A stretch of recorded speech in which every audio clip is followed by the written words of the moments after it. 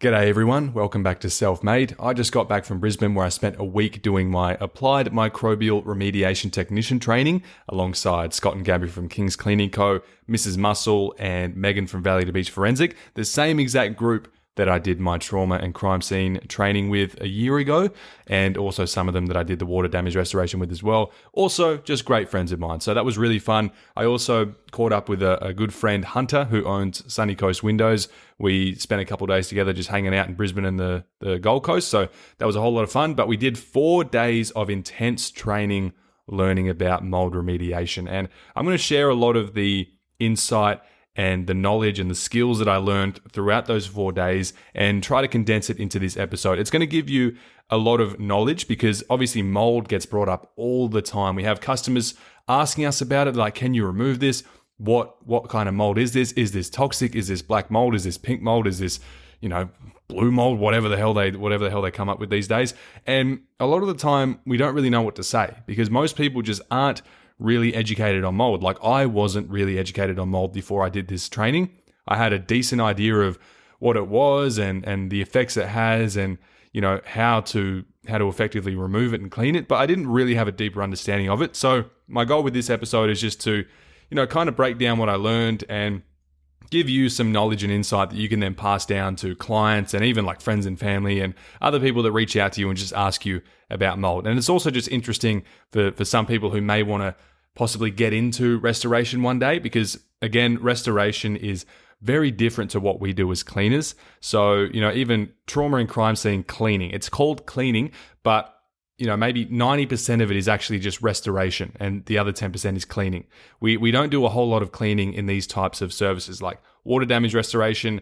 There is effectively no cleaning involved there. We're just discarding building materials, managing contents that have been damaged in floods. Same thing with mold remediation. Very, very rarely are you actually cleaning anything. It's more just removing building materials and throwing things in the dump and whatever else you have to do. Same thing with trauma and crime. Not a lot of cleaning involved, mainly just removing contents in a safe and non-hazardous way. So yeah, very different to cleaning. And a lot of people kind of had that misconception. They're like, oh, trauma and crime scene cleaning, that sounds cool. I'm already a cleaner. What if I just upskill and do that and make more money and do more interesting stuff? Let me tell you now, as someone who has done forensic cleaning, it is completely different to cleaning in general. And it's something that you can't really prepare yourself for. So for a lot of people listening who might just see it as a cool thing to do and you can make more money doing it, which you can, but that's also because it costs more to get into and there's a very, very high knowledge barrier.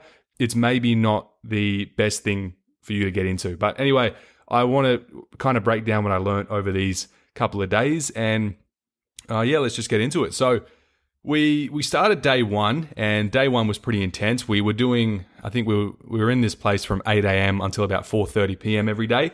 And day one, we were learning all about microbial growth. So we just learned a lot about spores and fungi and all the different species of mold and, what they kind of mean. And we went over black mold, which is kind of the thing that everyone talks about. Like, oh, black mold, that's that really toxic stuff that can kill you. And there's a misconception around that as well. So black mold is a bit of a blanket term. You can have black mold, but you can also have black mold that isn't toxic. You can have black mold that is toxic, but you can also have green and white mold that is just as toxic, if not more toxic, than the common black mold we're talking about. So the black mold that everyone tends to reference is called Stachybotrys. So Stachybotrys is actually, it takes a lot longer to grow in affected environments. So Stachybotrys can take between 7 to 12 days to actually grow in an environment that's been affected by a water leak or a flood. Whereas there's lots of other mold types that'll grow after 48 to 72 hours, like Penicillium and Aspergillus. And yes, Penicillium is where we get penicillin from. So we actually make antibiotics from mold. That's I don't know if many people knew that, but that was an interesting thing we dove deep into. So yeah, we for every Penicillium spore, there will be like millions and millions of these little hairs on there, these little stems, and there will be like one Penicillium spore that grows that can be harvested and turned into penicillin for antibiotics. So that was cool. But yeah, those are the common types of mold that will grow after 48 to 72 hours in a moisture affected environment. And The thing that most people don't realize is that mold is all around us. Like mold spores are everywhere. If you go and take a sample of the outside air, it's going to come back with millions and millions of readings of spores and mold just out in the air. And if you do the same indoors, even if you don't see any visible mold, it could be a brand new house, because a lot of that outside air is coming indoors. Naturally, it's going to track mold spores throughout the house. And so you're going to get mold literally anywhere you look. But the thing is, mold is going to lay dormant for sometimes years and years and years before something is introduced that it can then feed on and begin to grow, like moisture and organic matter. So when you or a customer sees mold that has started to grow in their shower, a lot of customers will be like, oh, you're not cleaning it properly, and now mold's growing, and so you're just bad at what you do. And it's like, no, that has technically been there, potentially for a very long time, but now there is an increase in moisture levels in the shower. So maybe they've showered more recently, maybe there's a leak in the wall, and for whatever reason, there's just more moisture that's kind of seeping into the grout, which is very porous, so it can go deep into the grout there. And the spores that have been laying there dormant for however long have then started to use that to grow, if that makes sense. So yeah, it's a misconception when people get mold in their shower. They think that it's because the cleaner's not doing a good job and it's dirty, it couldn't be further from the truth. I mean, mold does feed off of organic matter, which if you don't clean super thoroughly, that's just going to accelerate growth. But unless you're sterilizing every surface and removing all kind of moisture in that environment, you're going to be susceptible to mold. So anyway, TLDR, if you see mold, it's because there is a moisture issue. It's not because it's dirty. It's because there's probably a leak somewhere. There's maybe too much moisture resting on that surface for an extended period of time. And so the spores that have been in that surface or have been laying there dormant then begin to feed on that and grow. And here's something that you might be surprised by. So bleach, as we know, is often considered a mold killer. There's lots of mold killing products. You've got the Cellies mold killer, you've got Exit mold, all of these different products that are bleach based, and they have sodium hypochlorite and sodium hydroxide usually, and they're considered a biocide. So bio meaning biological matter, and cide meaning to kill. So to kill biological matter, such as fungi and spores. The thing is though, we learned in this course, and I don't know how common this knowledge is, but we learned that biocides like bleach are actually ineffective if there is organic matter on a surface. So what that means is, if you don't pre-clean a surface that has mold and you just go straight in with something like a mold killer or a bleach, which is a biocide, it's actually rendered ineffective by the organic matter that's on top of that surface. So if you actually want to use a mold killer effectively, you have to properly clean a surface first to remove all of that, all of those organics, and then allow that biocide to actually do its work and penetrate the mold and kill the spores. And a lot of the time we'll see that mold is inside very porous materials like grout. And this is the biggest concern with people in their homes when they get cleaners in. If they get mold, it's usually in the grout in their shower. There's a few reasons for that. We just talked about how elevated levels of moisture can fuel mold growth. And with a porous surface like grout, it allows water to really seep in there and go deep inside the grout to places where you can't effectively dry it without using, machines and really good ventilation and stuff like that. And so that's why you see mold growing in grout.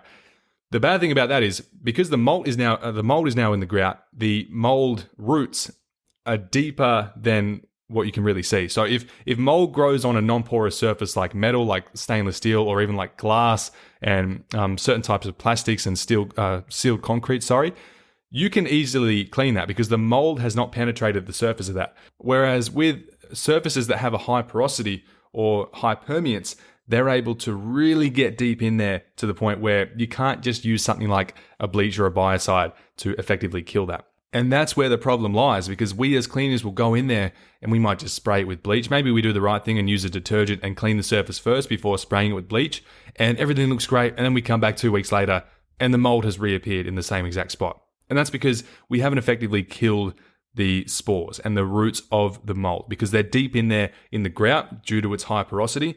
And it comes back, and then the customer's like, you've done a bad job. You haven't cleaned this properly. Why am I getting mold? I wasn't getting mold before you came here, blah, blah, blah. I've heard this exact same thing from a client. She was like, she had this house that she built maybe, 9 months before she hired us. And after a couple of months of us cleaning, she started getting mold in her shower grout. And she came to me and she was like, I've never had any issues with mold before. You guys must not be doing a good enough job in the shower. This is a really high importance to me. I don't want mold in here. And, back then I was pretty unenlightened. I didn't know about this stuff. And so I was just like, oh, sorry, I'll make sure I scrub it better, or we'll make sure we scrub it better, because I wasn't doing that clean. I think I did it once. Anyway, yeah. So there's conversations like that you'll have, and you may not have the knowledge and the know-how to be able to spin that in the right direction, because customers like to think they're a lot better than us. As cleaners, naturally we're just kind of at the bottom of the totem pole, and everyone thinks that they're better than us and they know more than us, and we're just people that have a mop and a bucket and we go in and we clean stuff. But there is a lot of stuff that you have to learn to be good at this, and a big part of our job is being able to educate customers on things like mold, because they're not going to know. But if we can gain that knowledge and that skill, then we can not only use it to help customers, but it makes our job easier, because we're not going to be held to unrealistic standards of cleaning. And it also makes us look like more of an authority. So there is a point of difference in that as opposed to someone else. And so that's a bit about mold and some of the misconceptions. And actually one of the other misconceptions as well is that if you quote unquote kill the mold and you can't see it anymore, then you have effectively killed it. But we learned as well that dead mold spores will still release MVOCs, which are microbial volatile organic compounds, into the air, which are toxic. And so even if you do kill the mold well and you kill the spores, it can still release toxins that are allergenic into the environment and can cause issues to humans. And so that pretty much means the only real guarantee of removing mold and effectively remediating mold to the point where it's not going to bother us is to actually remove the source, which in the case of a bathroom would be like to re-grout the shower. Or if there's mold in a roof, obviously you have to replace the roof and replace any other sources where those mold spores are present. And so a lot of the time that's not going to be viable for us. We can't go in and re-grout someone's shower. If someone asks us to remove mold, we can't just spray it with mold killer or bleach and call it a day. A lot of the time it actually just has to be removed. And so once you've got mold, you're kind of stuck with it, because as we talked about, there's already spores everywhere, and all they're waiting for is for something that they can feed on to grow. And once they've grown, you're kind of stuck with it, unless it's on, as we talked about, a non-porous surface like metal, glass, etc. That's obviously easy to clean, but with high porous surfaces like grout and other stuff and drywall, things like that, good luck cleaning that. So yeah, back to what we were kind of learning. We learned that you have to set up containments. So if there is mold in a property, especially a big mold job where maybe there was a flood and a lot of water has been resting in like a wall cavity or a roof space, or even just on the floor somewhere, there is going to be a lot of mold present, because like we said, mold starts to grow after 48 to 72 hours of high water activity, or and then you can get other ones that can grow after 9 to 12 days and stuff like that. And so if there's been a flood and that water hasn't been immediately removed, there is probably going to be mold present. So that's why after big floods like what you see in Toowoomba in Australia and other places, there is a lot of mold work that ensues. And with that, if you see mold, you have to contain it so it doesn't spread, because mold can be spread through airflow. So airflow will pick up spores, spread them to a different part of a property, and then they can start to grow elsewhere. So that's why if you get mold in like a HVAC system, for example, that can be really bad, because it can spread mold spores throughout an entire building. And so when there's mold, we have to set up a containment, which is a lot of fun to make. We got to make our own containment. So there's a few types of containment. There's source, which is to address like very small and isolated areas of mold growth.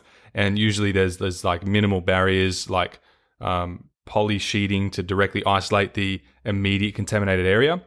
You've got local containment, which is for moderate areas of contamination with a specific limited zone. And that usually involves erecting actual barriers. So again, using the poly sheeting, but also tape and zippered entryways and stuff like that. And then you've got the full scale or critical containment, which is where there's extensive contamination that's affecting larger portions of a building or areas involving significant mold growth, or sensitive environments as well. Like you can have, it could be a medical center or a nursing home and things like that.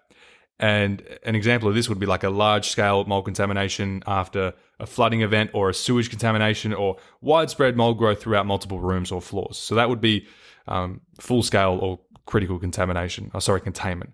So we got the source, we got local, and we got full-scale. So at the training place, we got to build local containments. So in our scenario, we got placed into teams. We had to build a local containment in basically like a walk-in robe. We actually chose this because we knew it was going to be a bit harder. So we were doing something called pressure fit, which is where we take precise measurements of the thing that we're trying to contain, and then we just cut wood that's like 1 mil less than the measurements we took, and we basically just hammer it into place softly and pressure fit it so that we don't have to use any nails and screws that are going to have to go into the structure and cause secondary damage. So that was a lot of fun.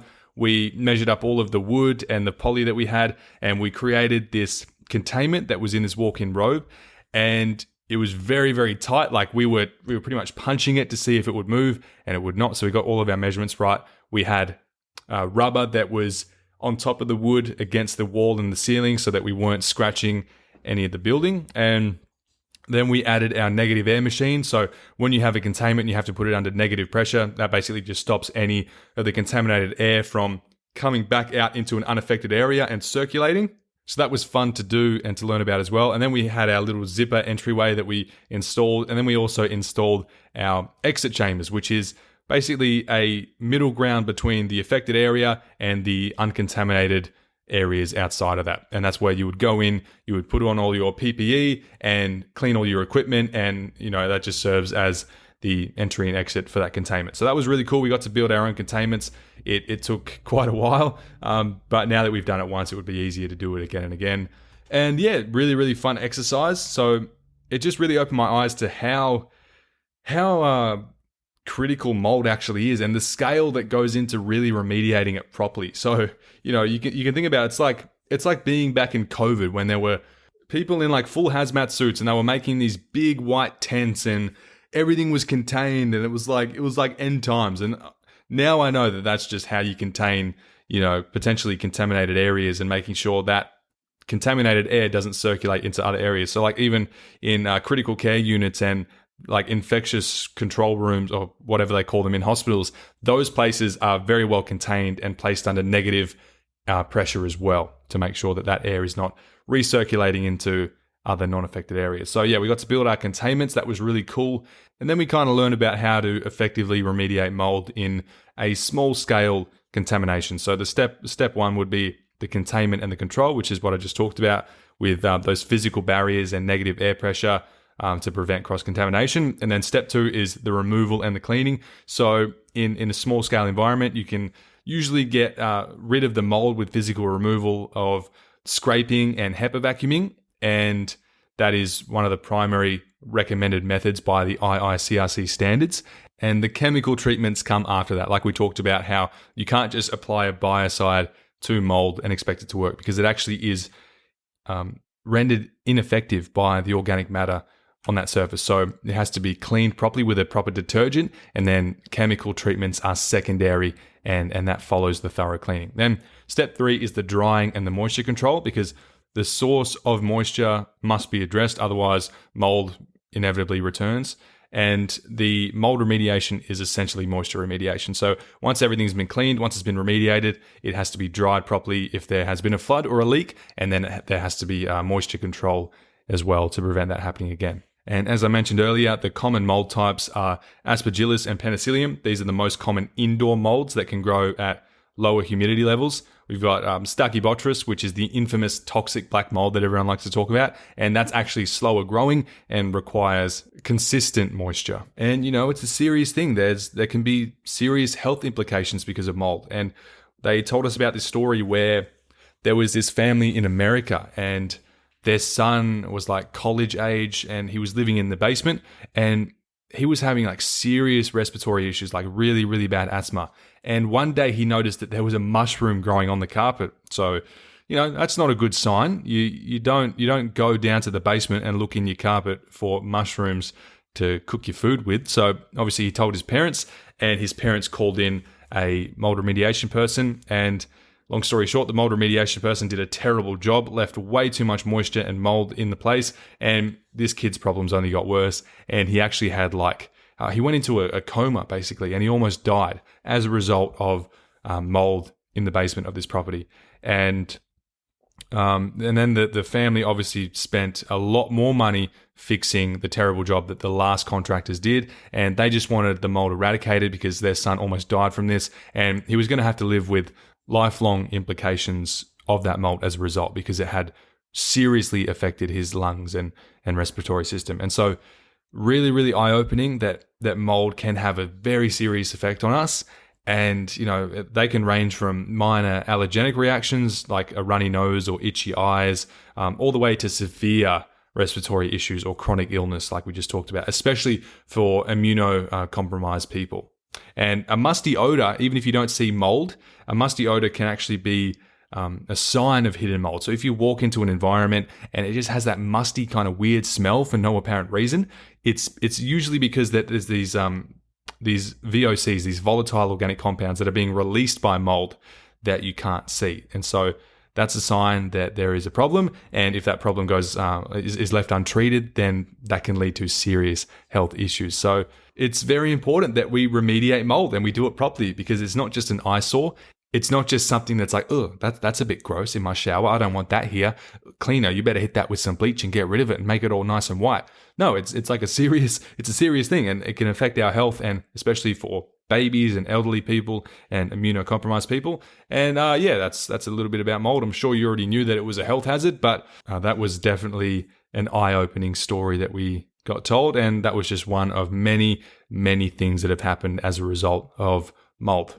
And so now we know that mold can't effectively be cleaned once it's present. We know that the only effective removal is by literal source removal, discarding or throwing away or destroying whatever surface the mold is growing on. So with that in mind, the best course of action here is prevention. It's being proactive in mold remediation and mold prevention. And so I've got a couple of tips that you can kind of use, and you can use them for your own home, you can use them for your clients' homes, or you can just educate your clients on it so that you can be seen as more of an authority and a bit of an expert in mold. And so tip number one, or tidbit number one, and just interesting facts, I guess, that I've kind of written down, is mold loves soap. So regular household soaps can leave behind residues that mold uses as a food source. Air fresheners and candles, these can mask mold odors, and that can be bad because you might not know that there is an underlying problem, and it obviously doesn't remove the underlying issue, which is there's microbial contamination and VOCs being released into the air. So a lot of people that just love to spam air fresheners and candles, they're actually doing more harm than good, because if there is a problem, they're not going to know it because they're masking it.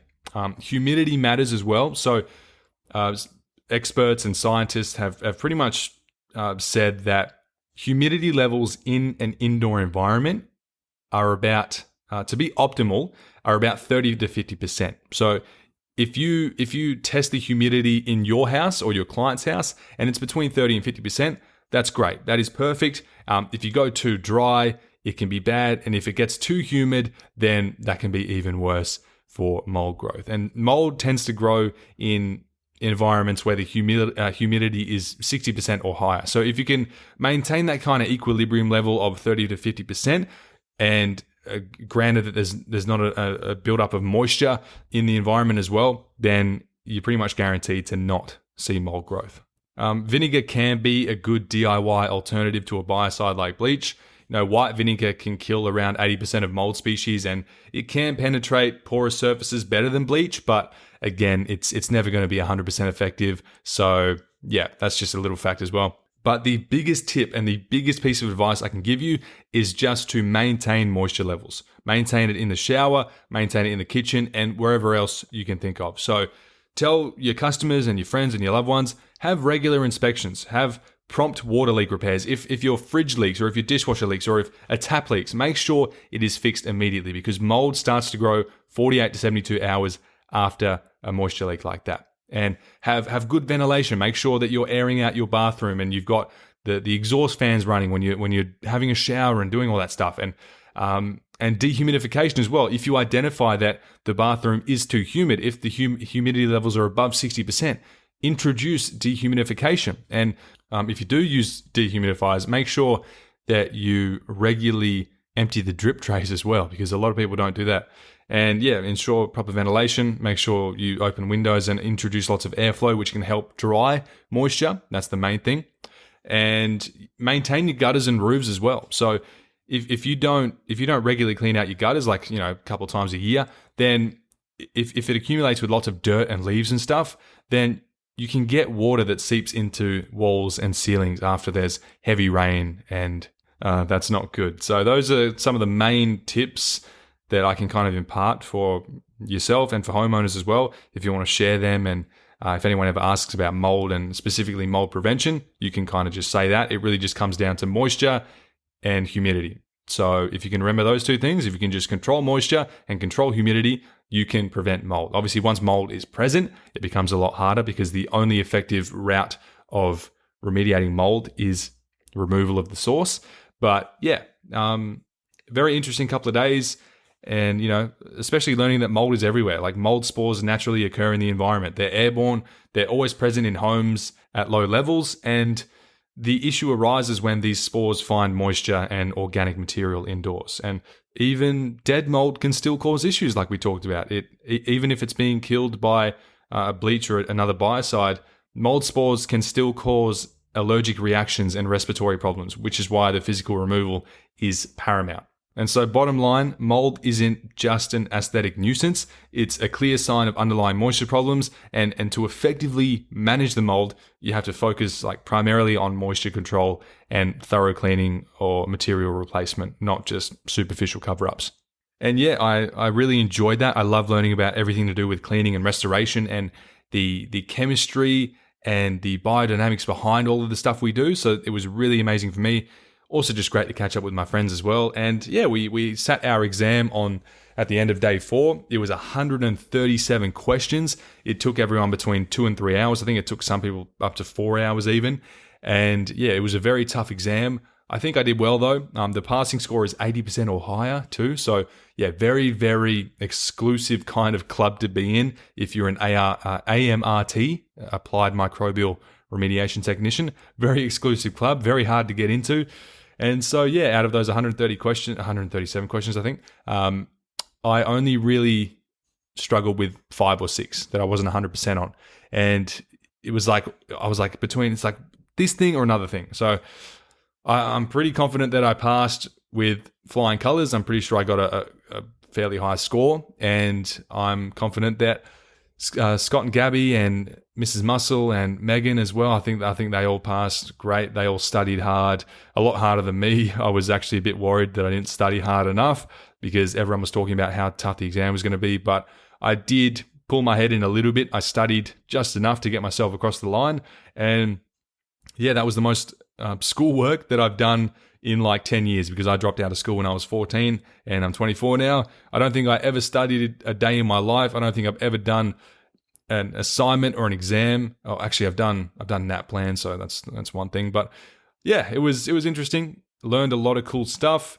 Whether I actually do any mold remediation or not, that's another question. But I just love learning about this stuff, and I would love to go and do some actual jobs. Maybe I'll accompany Scott and Gabby or Megan or Mrs. Muscle if they ever do it. I'm not sure if I'll ever do it, but I just love to learn about this stuff. I just love to put more feathers in my cap and stack my Rolodex with certifications and skills and experience and knowledge surrounding cleaning and all the adjacent industries as well, because my goal is just to be seen as the guy who lives and breathes cleaning.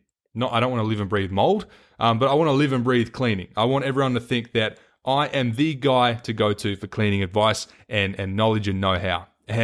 But I want to do it in a humble way. I still come to you humbly as someone who definitely doesn't know it all, someone who definitely has a lot of stuff to figure out, but I am eager and I'm hungry to learn. And I think that's the main thing here. I just want people to see me as someone that just loves this stuff. I'm super passionate about cleaning, and more so about the business side, but I still do love cleaning itself. People ask me all the time, do you really love cleaning?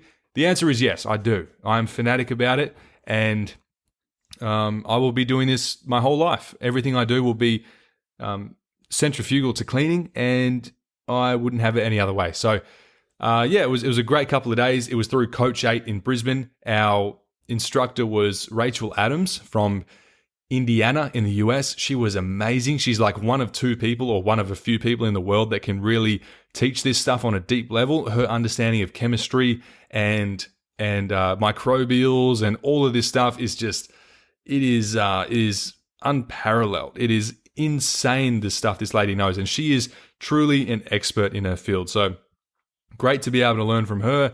Also, not really a cheap course. I think this one was like $2,000, and then you have to do the water damage restoration as a prerequisite to do this one, which is like another $1,500. And obviously, if you want to be there, you have to fly there and pay for accommodation. So all up, to get to this point of being an applied microbial remediation technician, I've spent like 10 grand just to get myself there, enroll in the courses, pay for accommodation.